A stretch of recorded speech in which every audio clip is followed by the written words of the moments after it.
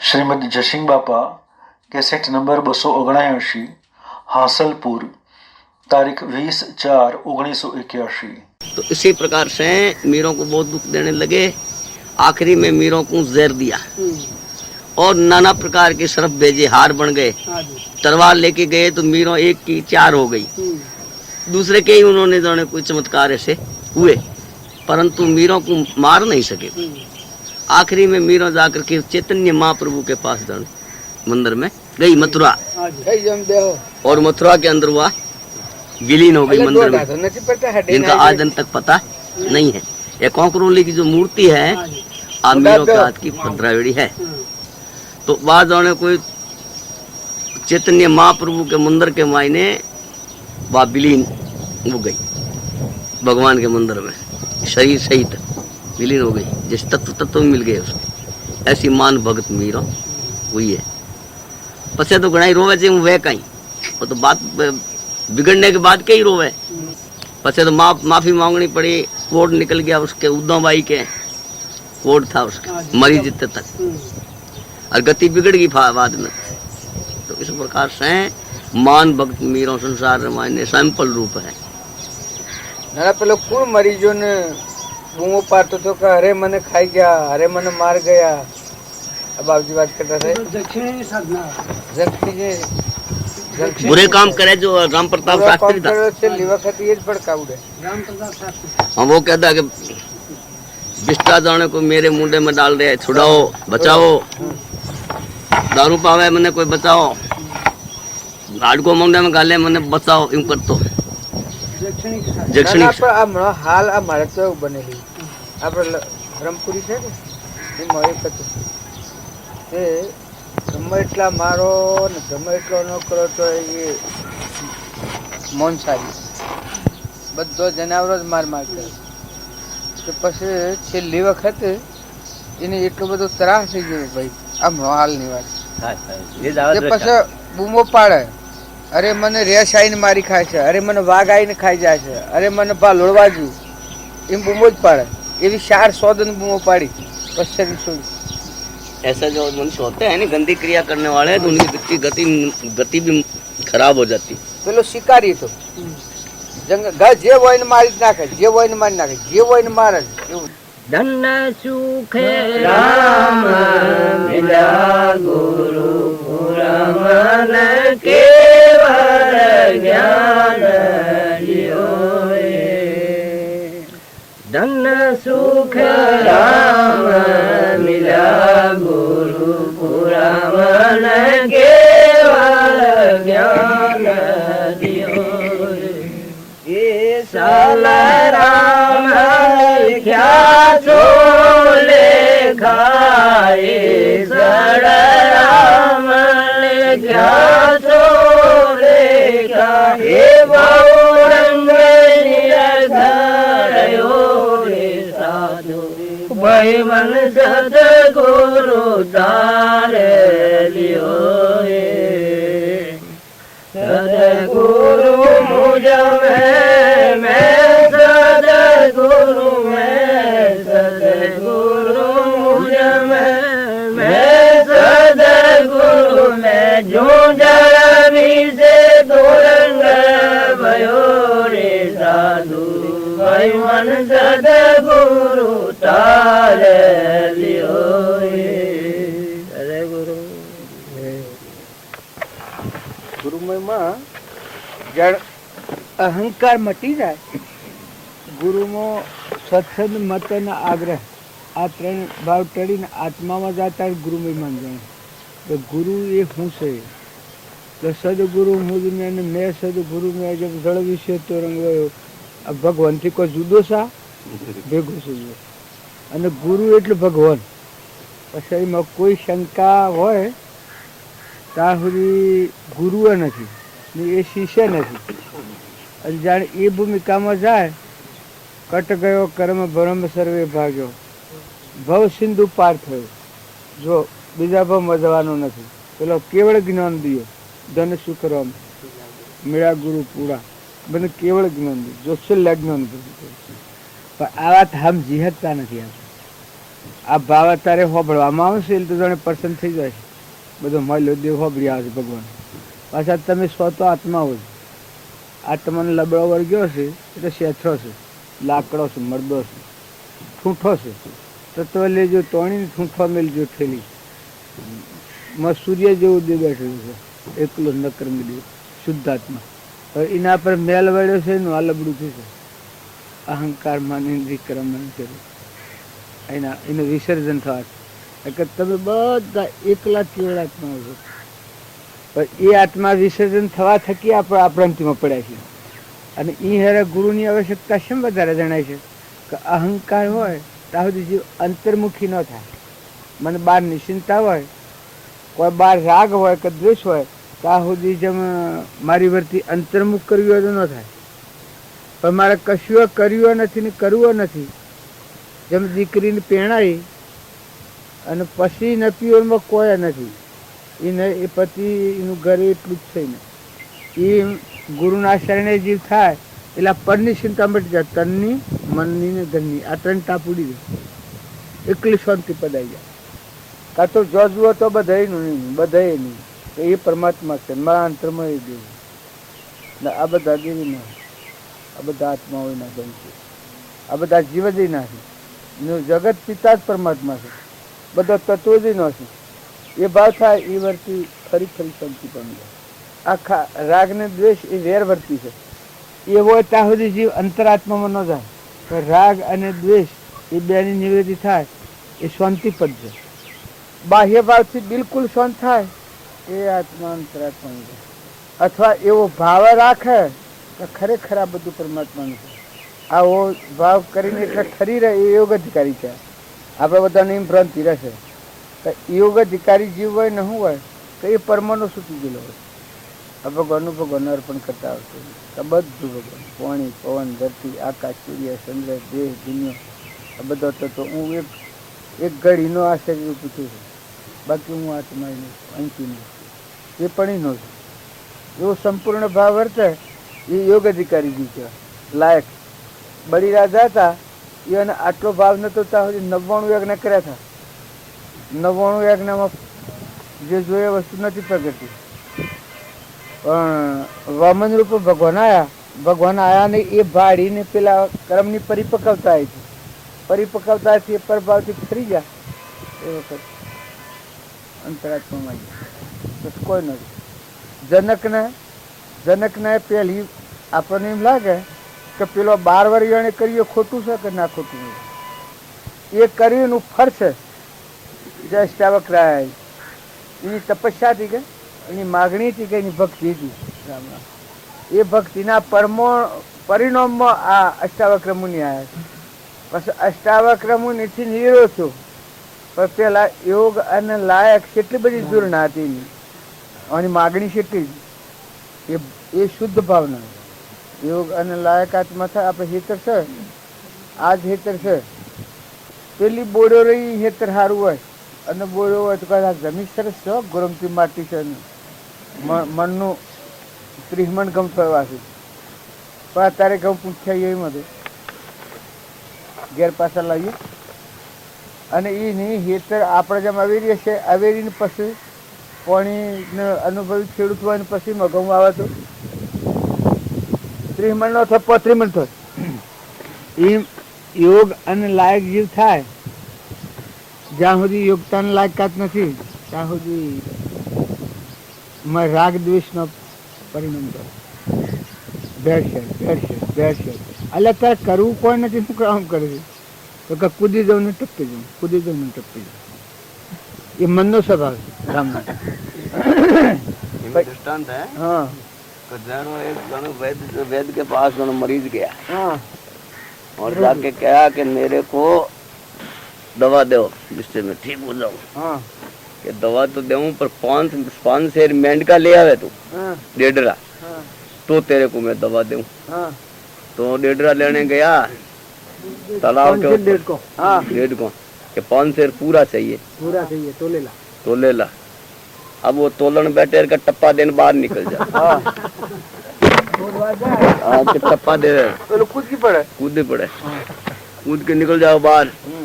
यूं करते करते आखो दिन बीत गया, सारा दिन पूरा हो गया, पर मेंढ का 5 सेर न हुए, 1.5 का हुए न 5 सेर।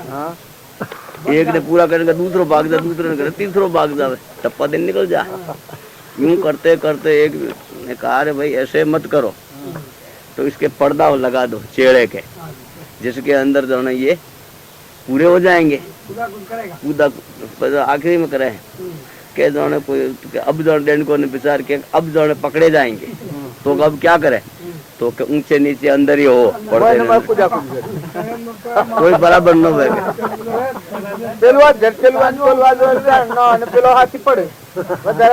तो इसी प्रकार से ये जितने जीव यावत है जो माया रे पर्दे रे अविद्या रे माई ने चक्कर लगा ऊंचा नीचा हो गए, परंतु बराबर न हो, तो समझे हो जावे, जो तो आत्मवृत्ति बन जावे, शांति प्राप्त हो जावे, परंतु कारण हो कहने को ऊंचा नीचा जरूर हो, वो दृष्टा।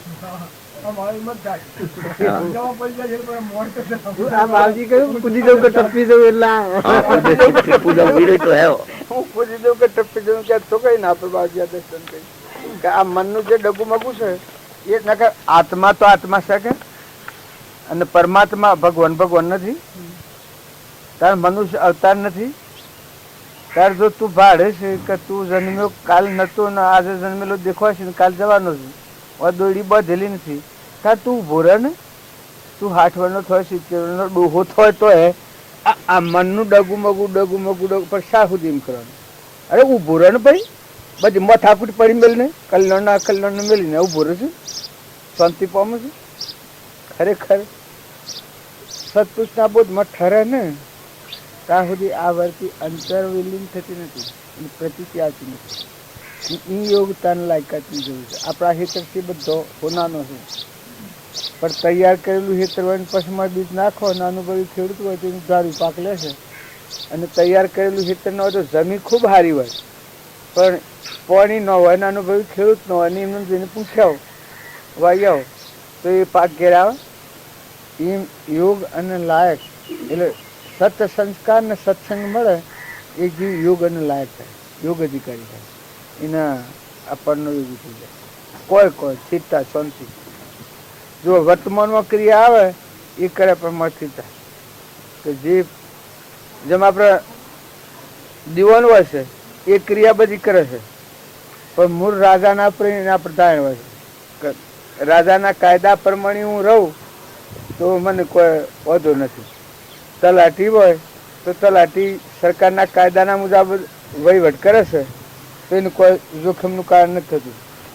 એ પુરાણ પુરુષના બોધમાં ઠરી અને પછી જે વર્તમાન ક્રિયા હોય કર્યું કરવાનું કોઈ નથી, પણ વર્તમાનમાં આવી પડેલી ક્રિયા. અને વર્તમાનમાં આજે તમે આજની તારીખે જુઓ તો અત્યારે તો સ્થિરતા થાય, અત્યારે શું કરવાનું, હાલ હું કામ કરવાનું. પછી બાસી કહેતા કે પાખર કુંડાળું કર્યું એટલે મશીન માં કુદાકુદ કરે, એટલે પેલો કૂદીને ભૂઈ પડતો હતો એ પેલો સત્સંગમાં આવે કે એટલે શું કરે, જવાય છે ને એટલે ઊંસા ને છે મન માં કુદાકુદ કરે, દાય ન આવે.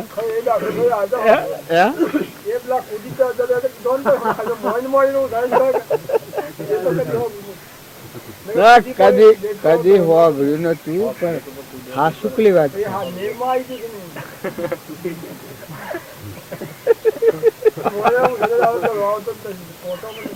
ના. હવે 2 શા ઊંચો થયેલો હોય અને 2 શા ઊંચો થયેલો હોય અને 2 શા માં પડેલો હોય તો તાજુ જ થઈ જાય.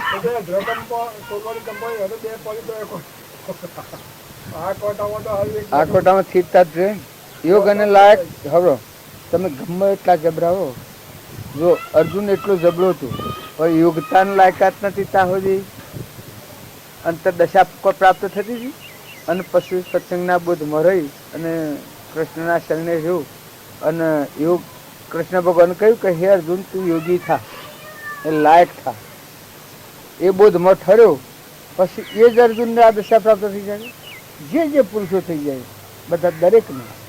કોઈ પહેલા જ્ઞાન હોય ને પછી જન્મ થાય એવું તો ન હોય, જ્ઞાન હોય તો જન્મ ન થાય. પણ જુઓ પહેલા જ્ઞાન તો નથી કે જ્ઞાન નથી તો જન્મનું કારણ છે એ પાછી સત્સંગના યોગમાં રહી અને નિર્મળ ભૂમિમાં આવે એટલે ક્ષમતા આવે અને અંતર શાંતિ આવે. રાગ દ્વેષ વગરનો જે થાય એ અંતર આત્માનું લક્ષ્ય પકડે. ન કે રાગ દ્વેષ હોય તો આહુતિ ન થાય. એ તો આપણા સામાન્ય દ્રષ્ટિએ જોઈએ. ન કે અત્યારે તમારે શું કરવું, હું નાહી જાય આ હળગાવાનો છે, આ બધા મર્દો કરે મિલો એવો છે કે મારે શોખ છોડવું હે ને એનું એટલું વેગળું કાઢી દો. ન કે આ બધો આટલાથી મળીને જે આ પેલો 2-300 છે કાઢી નાખો, કોમ કર્યો હોય એમ. તો આ પછી શું કરવાનું બધું આવાને કાઢી નાખો.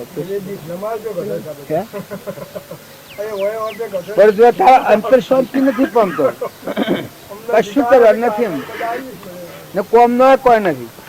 ઘેર જોય તો સોરો ના ભાવ તો હુકા થઈ જશે કે ભાવ ભોમ દેવ થઈ જાય તો ભોનું થઈ જાય તો ઘણી સારી વાત. એ તો હુકા પાવશું પણ સોરો કીને પણ મેં તો કરે જો લગન ભાવ અરે ભાવ બહુ દુઃખી થાય છે. ભગવાન છોડવી દીધા હે ડોહાનો રાગ હોય, બાકી સોરો તો કત્રીય રાગ ન હોય. પણ ડોહા સોરો પર રાગ કરે એ વાત નક્કી. આ મારા સદો બાબો છે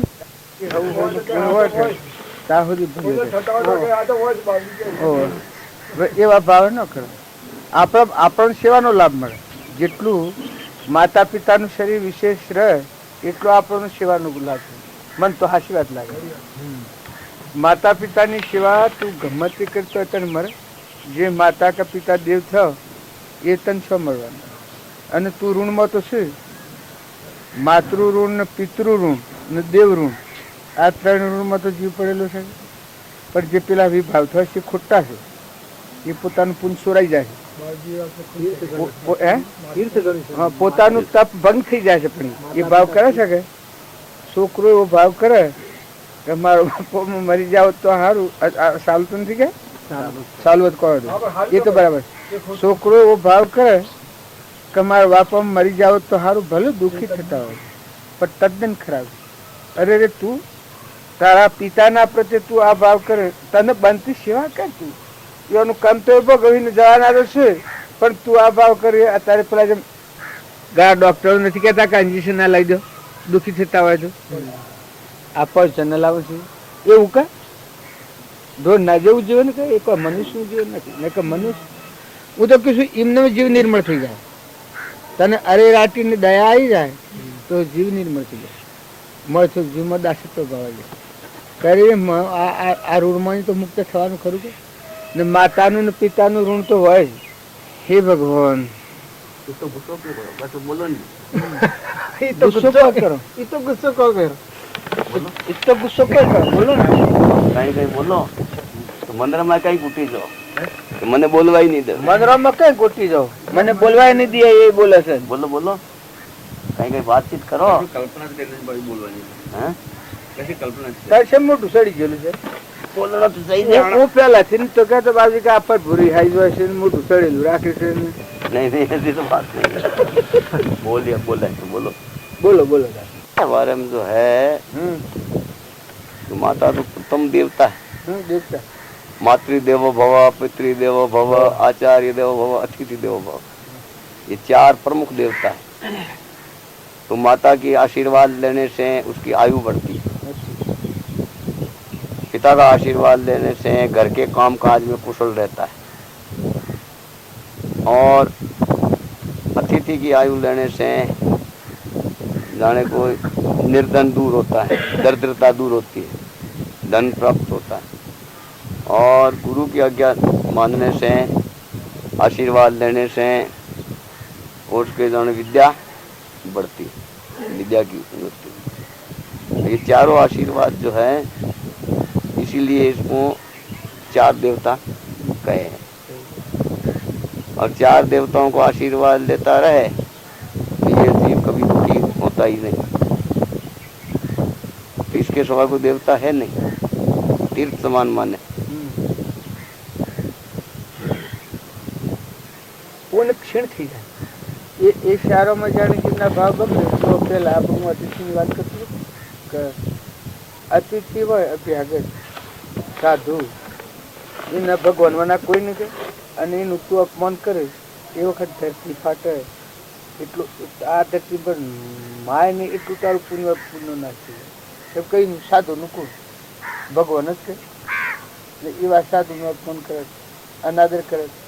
ન થાય તો કોઈ ને આદર, ન થાય તો કોઈ ને, પણ ખોટી રીતે એને દબાવી પાડીને અનાદર કા અપમાન કરે તો એના જેવું એ નરકમાં જાય ને દુઃખ ન ભોગવવું પડે એ દુઃખનું પ્રાપ્ત થાય. એમ જેમ અતિથિ અરે સાધુના પ્રત્યેનો ભાવ એમ માતા ને પિતા તમને 100 મોટું કરતા શેમ થાય છે ખબર છે ને? શેઠતા શાંતિ ને સેવી રીતે અમે એટલો ઋણમાં જીવ હોય ને મોય તો અંતરમાં દેવ છે એને પ્રાણ કરતા મોગું કરી અને સેવી હોય ને પછી છોકરાનું ભાવ થાય કે અમે મરી જાય તો સારું. એના જેવો નરકશીઓ, એના જેવો પુણ્ય નાશીઓ. આપણને એમ લાગે તો હો એમ કરું છું ને શું થાય? પુણ્ય તો સપાટ થઈ જાય. ભલે મરવાના હોય તો કાલ મરતા, તો આજે મરે પ્રાલબ્ધ પૂરું થાય. પણ એક માતા અને પિતા આ બે ભાવ તો કદી ન બગાડે. હું તો કીધું આ શાસ્ત્રોમાં પ્રમાણ આપ્યું છે કે તીર્થનો થોન જ પેલો આવે. એવો શુદ્ધ ભાવ રહે તો જેમાં દાસત્વ ભાવ આવે. અને વડીલોનો વિનય આપણા કરતા મોટું હોય એનું તમે અપમાન કરો, તમે દેવતામાં બળકાવી દીધા. કદી તમારે ન કર્યું હોય તો કરી દેજો. તમારા કરતા મોટું હોય એનું જે વખત અપમાન કરો એ વખત તમે દેવતામાં હળગો ને હળગો. તમને ખબર ન પડે કે મને આમ ચિંતા છે તો મેં એકલો હળગો દેવતા चिंता बढ़े, ચિંતા એ પુણ્યનો નાશ કરી નાખે, તપનો નાશ થઈ જાય, પુણ્ય નાશ થઈ જાય. એમ નિરાધાર કોઈ જીવ હોય, જો તમારા મનથી તમને સંદેહ પડ્યો હોય અને હોમલો જીવ નિર્દોષ હોય અને એ જીવને તમે ખોટી રીતે વિશ્વાસઘાત કરો કે અનાદર કરો કે ડૂબવામાં આવે તો એ પુણ્ય નાશ થઈ જાય. આપણને એમ લાગે કે આ તો મને આમ છું પત્તા ન આમ છું, પણ થાય નહીં. કાયદામાં તો પકડા છે, કર્મ તો કોઈ છોડે. તું અમથી કરવા જાય કોઈ કર્મ છોડે? શાસ્ત્રો ના છેદે મને અગ્નિ ન બારે, શાસ્ત્રો ના છેદે મને અગ્નિ ન બારે, વાયુ ના સુકાવે ના ડૂબાવે તરંગ, સચ્ચિદાનંદમ છું સચ્ચિદાનંદમ, દેહ છતાં છું દેહથી અસંગ, સ્વરૂપમાં કદી નહીં દુઃખનો પ્રસંગ, વાદે ઘટે જાય થાય ભિન્ન ભિન્ન રંગ, વાદે ઘટે જાય થાય ભિન્ન ભિન્ન રંગ, એ તો મુજ દેહને છે મારે નહીં રંગ, સચ્ચિદાનંદમ છું સચ્ચિદાનંદમ, દેહમાં છતાં છું દેહથી અસંગ, સ્વરૂપમાં કદી નહીં દુઃખનો પ્રસંગ, મારે નહીં બંધન મુક્તિ જન્મ કે મરણ, મારે નહીં બંધન મુક્તિ જન્મ કે મરણ, બ્રહ્માનંદ રહે જાણે સ્વરૂપમગમ, સચ્ચિદાનંદમ છું સચ્ચિદાનંદમ, દેહ છતાં છું દેહથી અસંગ, સ્વરૂપમાં કદી નહીં દુઃખનો પ્રસંગ. સદગુરુ દેવ કી જય, દેવ કી જય.